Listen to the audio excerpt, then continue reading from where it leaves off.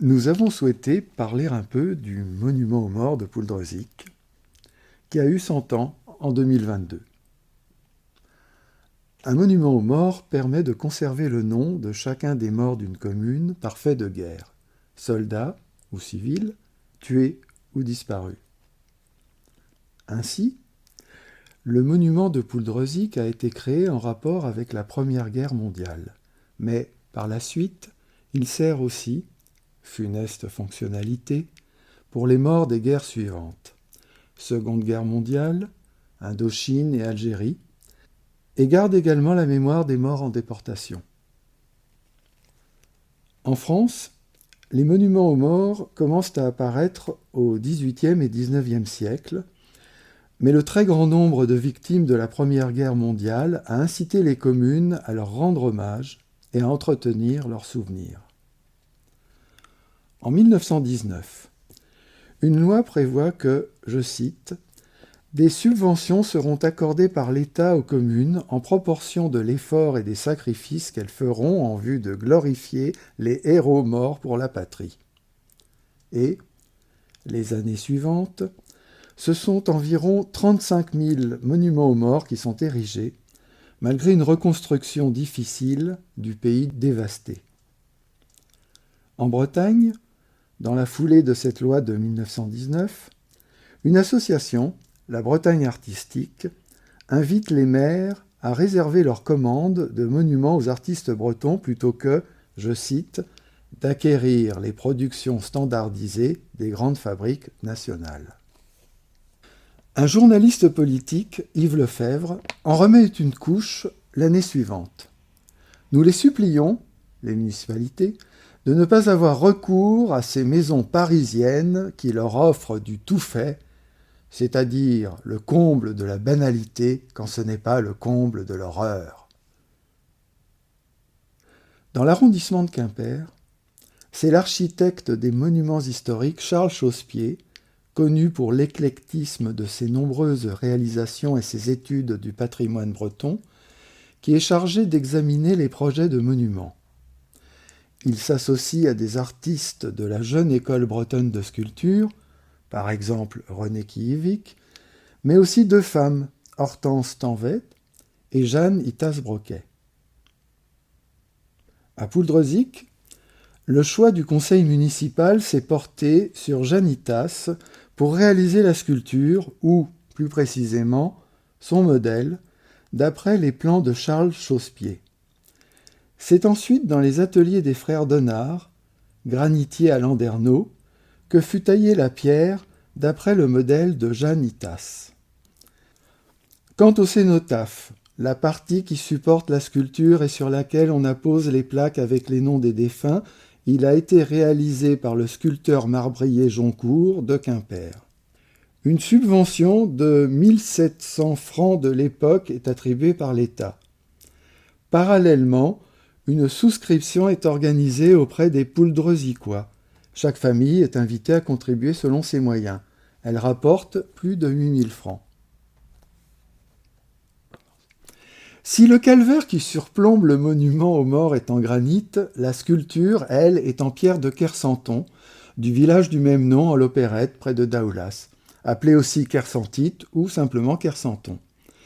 Issue des carrières des rives de la rade de Brest, cette pierre présente la particularité d'être tendre quand elle est encore humide, lors de son extraction, puis de durcir lentement en séchant au contact de l'air. Pour cette raison, elle était très prisée des sculpteurs de Landerneau à partir du XVIe siècle, qui la préféraient au dur granit, car elle facilitait les ornementations soignées, comme les plis des vêtements. Verdâtre à l'extraction, elle vire au gris par la suite. De très nombreux calvaires en Basse-Bretagne sont en Kersanton. Gageons que le choix, au XXe siècle, de ce matériau pour le monument aux morts de Pouldreuzic est un clin d'œil à ce prestigieux passé patrimonial breton. Inaugurée le 24 septembre 1922, la sculpture est décrite dans les notices comme représentant un soldat portant secours à un camarade blessé. Notez le regard qu'échangent le blessé et l'infirmier militaire. Il y avait à cette époque une volonté en Bretagne de s'éloigner des stéréotypes, que ce soit de la part de l'association La Bretagne Artistique ou de l'architecte Charles Chausse-Pied. Pour l'anecdote, retenons que cet engouement, si l'on peut dire, pour les monuments aux morts dans les années 1920 a pu être qualifié de marché du siècle pour les sculpteurs de cette époque. L'abondance de la commande publique a permis à nombre d'entre eux d'accélérer leur carrière en accroissant leur notoriété ou, plus simplement, de boucler plus facilement leur fin de mois. Enfin, notons que Jeanne Itas-Broquet est l'une des rares sculptrices à avoir reçu une commande de monument aux morts. Mais, au fait, qui était Jeanne Itas-Broquet ?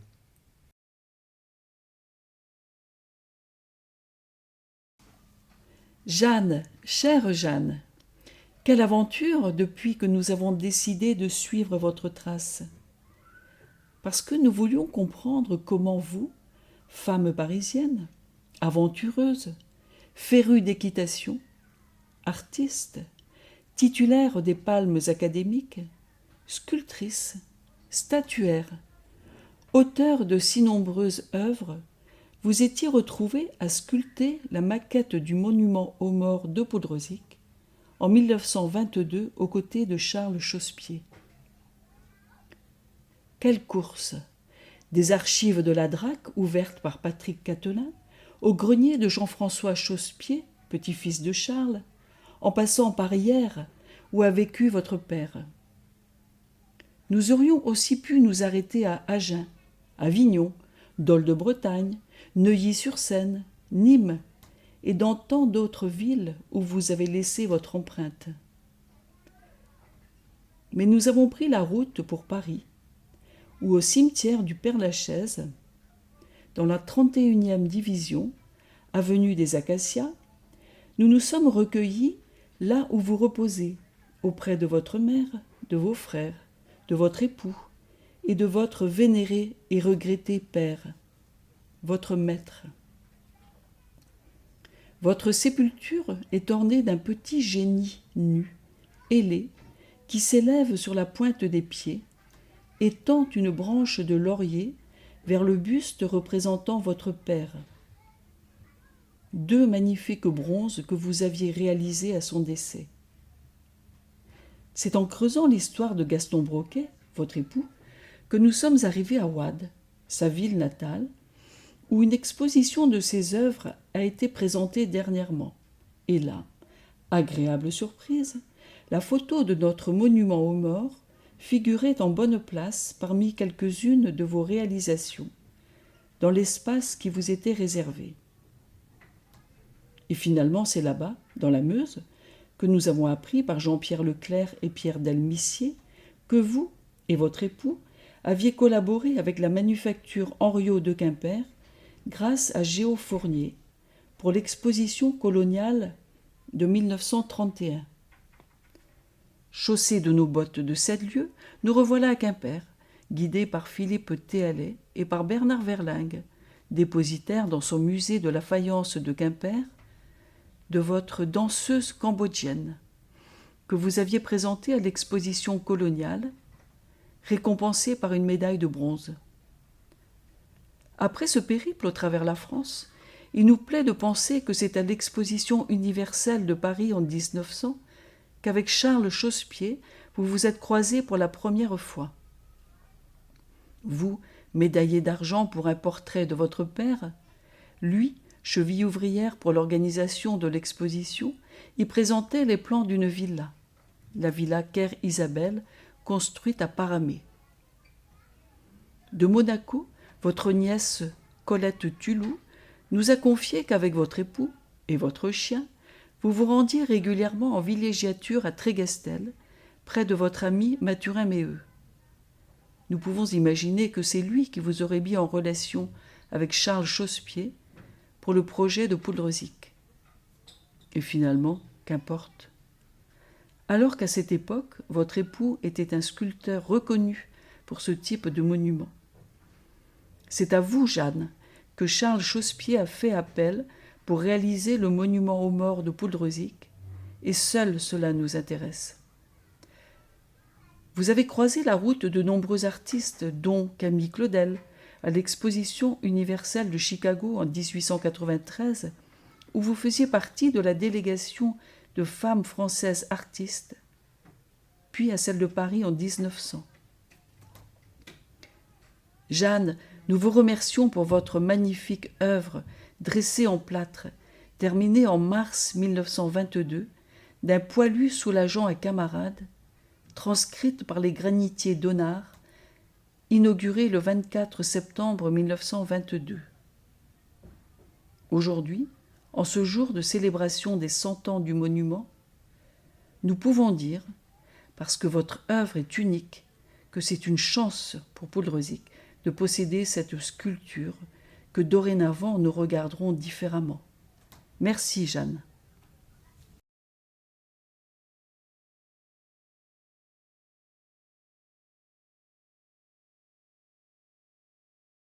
Mon enfant, à peine 18 ans, et te voilà parti.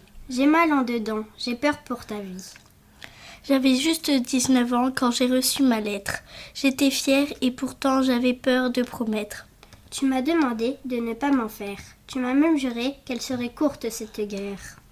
De promettre de revenir sain et sauf à mes parents qui, me voyant partir, étaient tout larmoyants. Je crains le pire et je retiens mes larmes quand je te vois partir, fière avec ton arme. Qu'allais-je donc devenir loin de ma vie et comment allais-je agir seule face à l'ennemi? Reviens mon fils, reviens, cette guerre te tuera. Sans toi, je ne serai plus rien. Quand ta vie, elle fauchera.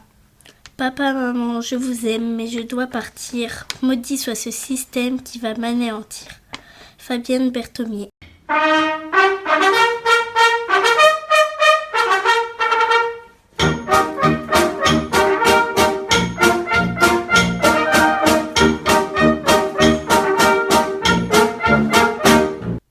4 août 1914, posté à Caen. Bien arrivé, très bon voyage. Tout le monde en train. Tout le monde marche avec gaieté. On nous acclame tout le long des voies. Les wagons sont fleuris. «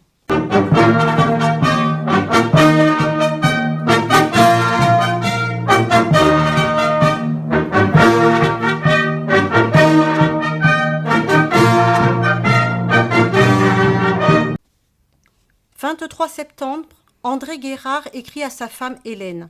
Ils attendaient la naissance de leur premier enfant. J'ai reçu la dépêche d'Alice hier soir. J'étais heureux pour la nouvelle et de recevoir ces quelques mots, les premiers depuis un mois. Ton petit Jacques est enfin là. 24 septembre, Caen. Tu n'as pas dû recevoir toutes mes lettres car je ne t'avais prévenu que je te laissais pousser ma barbe. Je n'aurais pas osé le faire sans te prévenir. Tu diras à Jacques que son père, cela me semble drôle d'être père, lui recommande d'être bien sage. 25 septembre.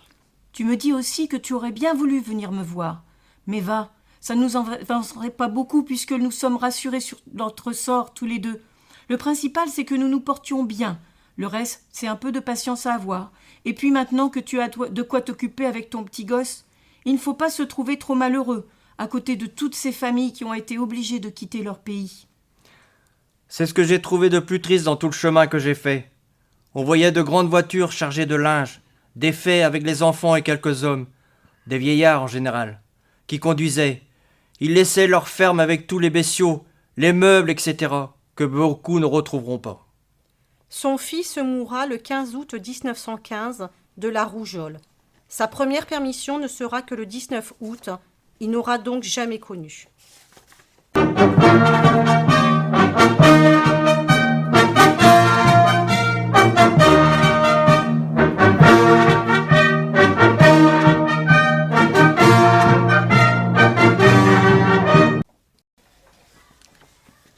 Jules Lachivé, 8 mai 1915.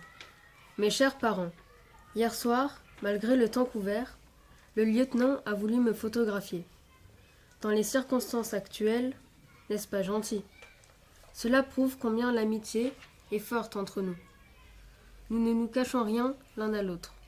Tout ce qu'il sait, il me le communique. C'est agréable d'avoir des chefs comme cela. Il est vrai qu'en retour, il n'a pas à se plaindre de moi. Je m'occupe de tout, et quand il arrive, tout est prêt.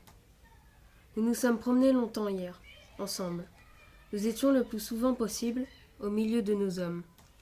Ceux-ci sont pleins d'entrain, gais et décidés à en finir avec les barbares qui souillent notre sol depuis trop longtemps.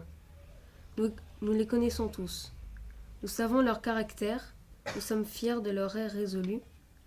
Nous ne pouvons pas nous empêcher d'être un peu émus en pensant que plusieurs de ces vieux ou jeunes tomberont en nous suivant. Que c'est beau de voir l'esprit de sacrifice qui anime ces poilus. Sans doute, à certains moments, ils sont songeurs. C'est qu'ils pensent à leurs femmes, à leurs enfants qui sont là-bas, à les attendre, à leurs parents qui ne vivent que pour eux, à leurs fiancés, à leurs amis, faiblesse légitime et excusable. Allons, chers parents, dans quelques jours, je vous enverrai de bonnes nouvelles. Votre petit Jules, qui ne vous oublie pas et qui vous embrasse bien fort tous les trois, écrivez-moi souvent. Il s'agit de la dernière lettre de Jules Lachivé, puisqu'il disparaîtra le lendemain, 9 mai 1915, au début de la sanglante et vaine bataille d'Artois. Adieu la vie, adieu l'amour, adieu toutes les femmes. C'est pas fini, c'est pour toujours de cette guerre infâme. C'est à votre tour, messieurs les gros, de monter sur le plateau. Si vous voulez faire la guerre, payez-la de votre peau. Le 14 juin 1915, pour remettre au petit Jean Péroussel de la part de son papa. Mon cher petit Jean, je viens te dire bonjour, mais je veux que tu répondes. Tu deviens négligent, toi qui m'écrivais toujours au début. Regarde ton papa qui se bat tous les jours pour défendre notre drapeau et pour assurer à notre cher pays une paix longue et durable, pour que tu n'aies pas à subir les mêmes sorts des horreurs de la guerre. Allons, prie toujours pour ton petit papa. Pour qu'il puisse aller t'embrasser bientôt. Embrasse bien ta petite sœur et ta maman pour moi, en attendant de vous embrasser tous, ton petit papa Jean Pérussel. Le vent tourne au mot où les poches les guettent, de Verdun, les portes insurgiront. Le vent tourne au mot, 15 jours ils tiendront, en trente plus loin de la Cayenne. Engin sous la leur dit avec horreur, chargé mardi courage. 5 janvier 1916, André Guérard. Non, je n'ai pas reçu le paquet dont tu me parles. Celui où il y avait des chaussons. Je ne sais pas si j'aurai souvent l'occasion de me servir des chaussons. Car maintenant, je reste facilement 15 jours sans retirer mes chaussures, même avec les pieds mouillés. Question d'habitude. Et tu vois que cela ne m'empêche pas d'être bien portant. 13 mars. Je suis proposé pour suivre un cours de chef de section. Tu ne me vois pas, sous-lieutenant ? Le lieutenant qui commande ma compagnie m'a demandé si je me sentais des aptitudes pour commander ma section. Je répondu que non, mais il m'a dit que je pouvais très bien le faire, et que d'ailleurs, c'est moi qu'il désignait. Mon idée, à moi, c'est que je ne tiens pas beaucoup à devenir officier. Mais s'il le faut, je n'aurai rien à dire. Surtout que c'est un honneur. Je t'envoie des petites fleurs que j'ai ramassées dans le bois. 15 mars. Le colonel nous avait dit que nous avions déjà tout ce qu'il fallait pour devenir chef de section, c'est-à-dire du sang-froid, du culot, de la fermeté, enfin toutes sortes de qualités que je ne me connaissais pas, surtout pour le culot. Si la guerre continue encore longtemps, je redeviendrai peut-être général. En attendant, je suis toujours le petit caporal, car on m'appelle souvent comme ça. Mais j'aimerais tout de même mieux que cela finisse.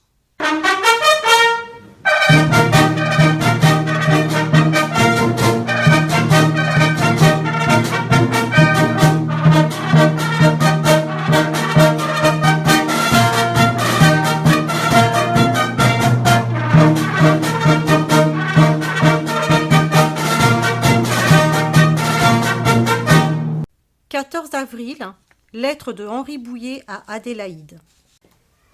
Henri Bouillet, mercredi 14 avril 1915. Ma chère petite Adélaïde, hier soir, à mon arrivée à la carrière, j'ai reçu les œufs, le homard et la confiture, et ta lettre du 10. Presque tous les soirs, je reçois quelque chose de toi, et cela me cause beaucoup de plaisir.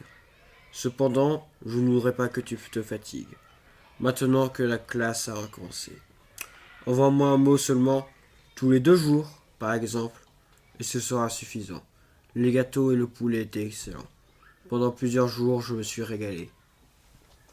Un aigle noir plané sur la vie, il a juré d'être victorieux. De tous côtés, les corbeaux se faufilent, dans les sillons et dans les chemins creux.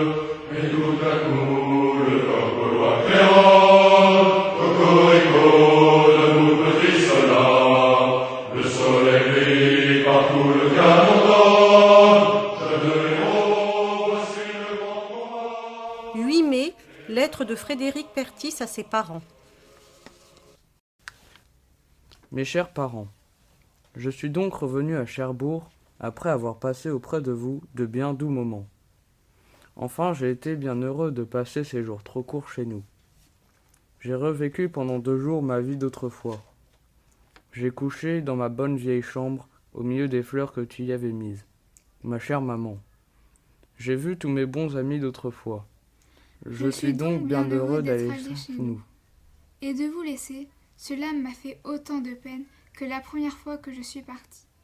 Enfin, je suis revenue à Cherbourg et j'ai recommencé la vie habituelle.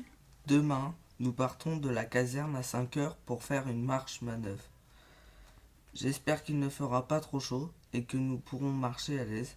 Je suis assez pressé ce soir, mais j'espère vous écrire une longue lettre prochainement. Au revoir. Chers parents, je vous embrasse.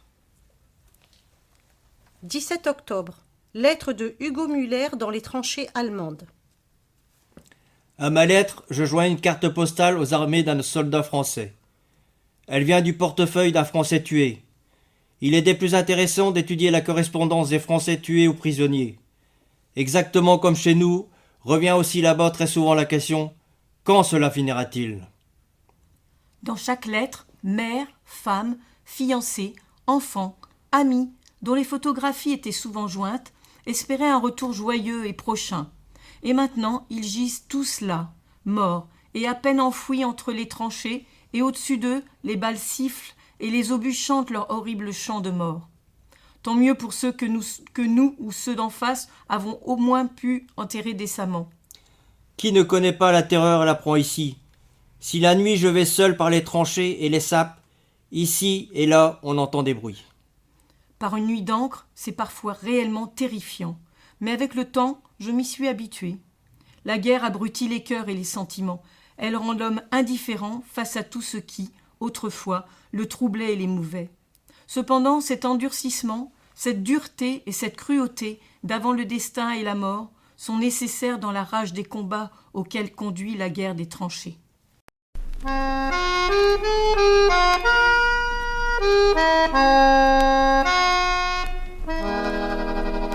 Quand au bout de 8 jours, leur peau terminée, on va reprendre les tranchées.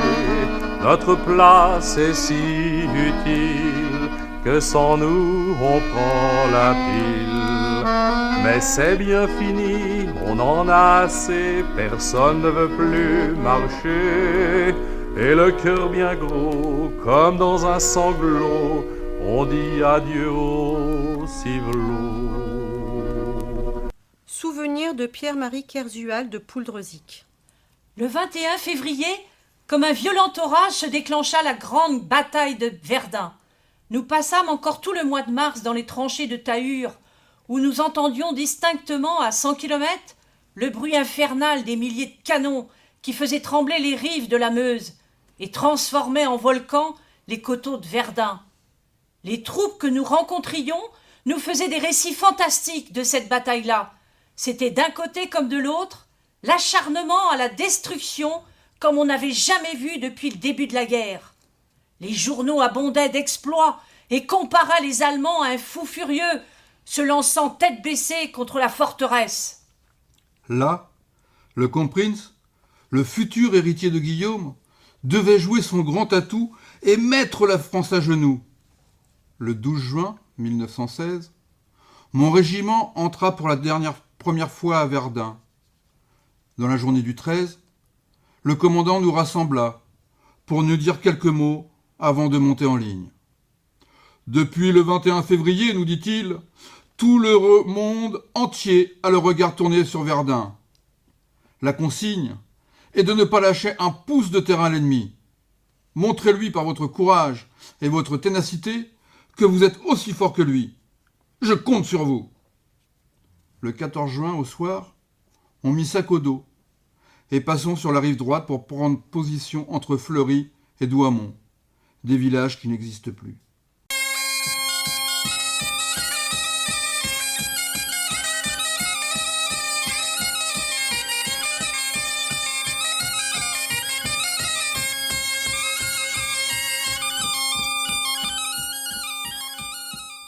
Souvenir de Verdun de Jean-Étienne Asquette de Plogastel-Saint-Germain. À l'arrière, avec ses camarades, nous nous efforçons de prendre quelques heures de repos dans un hôtel sans toit. Tout à coup, l'un de nous qui était à la fenêtre, car il ne faisait pas nuit, me dit « Asquette, tu entends? Ce sont des Bretons !» Tout le monde se précipite en le haranguant. « Allez les gars, ils ne passeront pas, on les aura !» Oui, ce régiment défilait au son du biniou et de la bombarde, au son de la pimpolaise. Pour nous qui descendions de l'enfer, c'était beau. Les larmes nous venaient aux yeux. On savait très bien où ils allaient, puisque nous, on en revenait, et que l'on comptait encore, tout à l'heure, les manquants.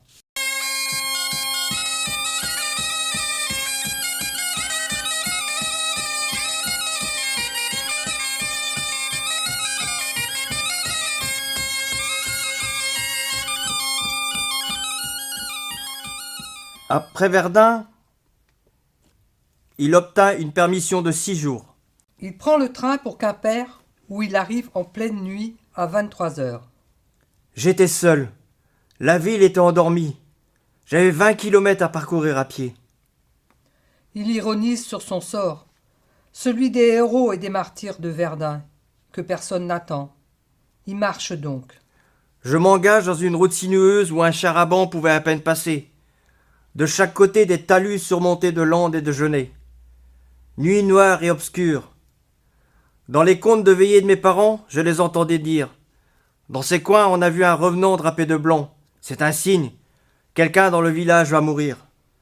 Tous ces coins, pour moi, soldats de Verdun, me faisaient plus peur, car jour et nuit on vivait parmi les porcs et quelle mort. Plus de bras, plus de tête.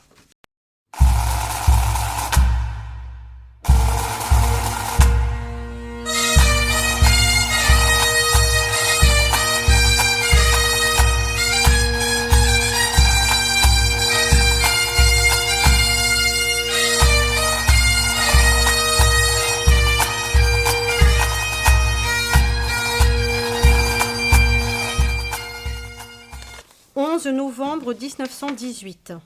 Ça y est! Signé André. 12 novembre. J'espère que tu as bien reçu mon petit mot de recroix. Il n'était pas long, mais au moins il t'a fait savoir que le 11 à 11 heures, j'étais encore là et avec tous mes membres. Oui, c'est quand même arrivé ce jour tant espéré. Je n'y croyais pas encore ce matin en me réveillant. Nous étions donc arrivés à ce jour que bien des fois, maintenant je peux le dire, je n'y croyais pas voir. J'ai toujours gardé bon espoir, cependant. Mais en certains moments critiques, j'ai eu peur de ne pas arriver jusque-là. Il n'y a qu'une ombre. C'est ceux qui sont disparus à cause de cette guerre. Sans quoi, tout le reste, ça ne compte plus. Fini les avions, fini le canon, les balles et les marches de nuit dans les boyaux, etc.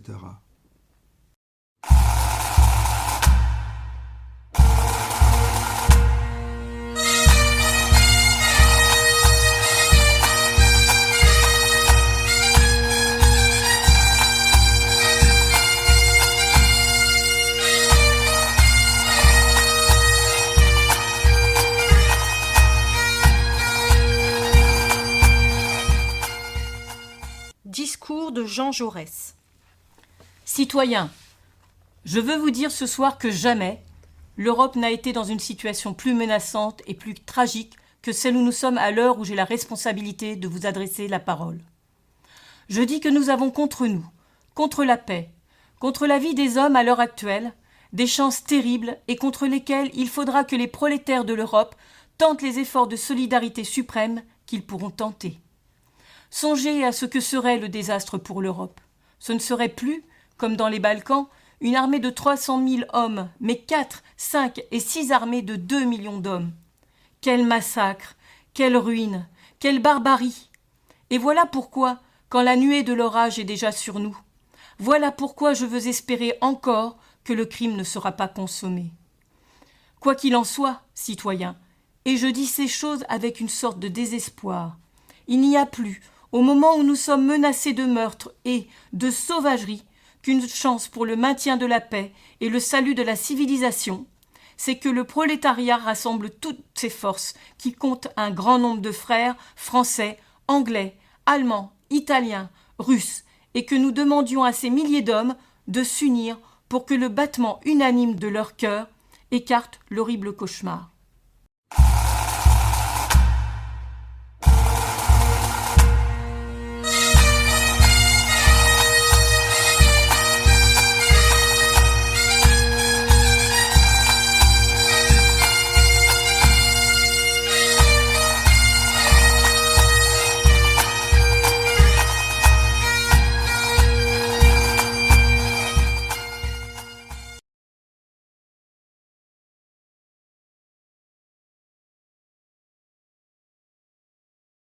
J'ai ancré l'espérance aux racines de la vie. Face aux ténèbres, j'ai dressé des clartés, planté des flambeaux à la lisière des nuits.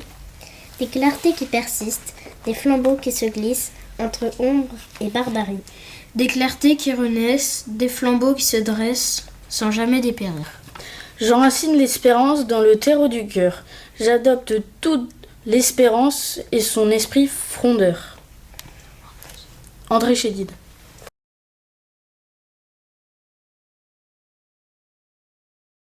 Après la bataille. Mon père, ce héros, au sourire si doux, suivi d'un seul hussard qu'il aimait entre tous, pour sa grande bravoure et pour sa haute taille, parcourait à cheval le soir d'une bataille. Le champ couvert de mort sur qui est tombée la nuit. Il lui sembla dans l'ombre entendre un faible bruit. C'était un Espagnol de l'armée en déroute qui se traînait sanglant sur le bord de la route. Râlant, brisé, livide et mort plus qu'à moitié, et qui disait « À boire, par pitié !» Mon père ému tendit à son hussard fidèle une gourde de rhum qui pendait à sa selle. Et dit « Tiens, donne à boire à ce pauvre blessé !» Tout à coup, au moment où le hussard baissé et se penchait vers lui, l'homme, une espèce de mort, saisit un pistolet qui l'étreignait encore. Et vise au front mon père en criant « Caramba !» Le coup passa si près que le chapeau tomba et que le cheval fit un écart en arrière. « Donne-lui tout de même à boire, » dit mon père. Victor Hugo. Stamattina mi sono alzato, oh bella ciao, bella ciao, bella ciao, ciao, ciao. Stamattina mi sono alzato, io ho trovato l'invaso. Oh partigiano, portami via. Oh bella ciao, bella ciao, bella ciao, ciao, ciao. Partigiano, portami via, che mi sento di morire.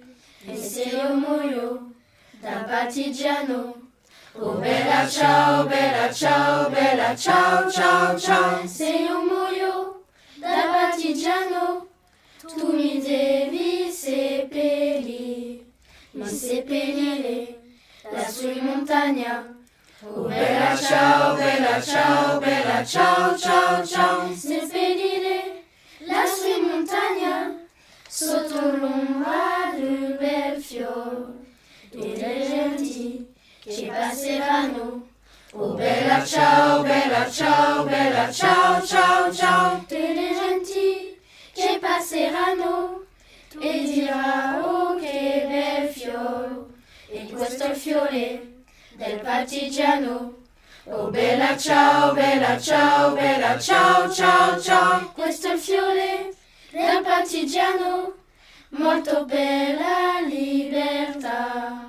Questo è il fiore del partigiano, molto bella libertà.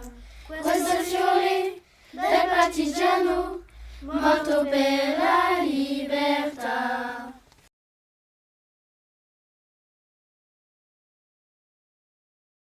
Mi sono alzato, io ho trovato l'invaso.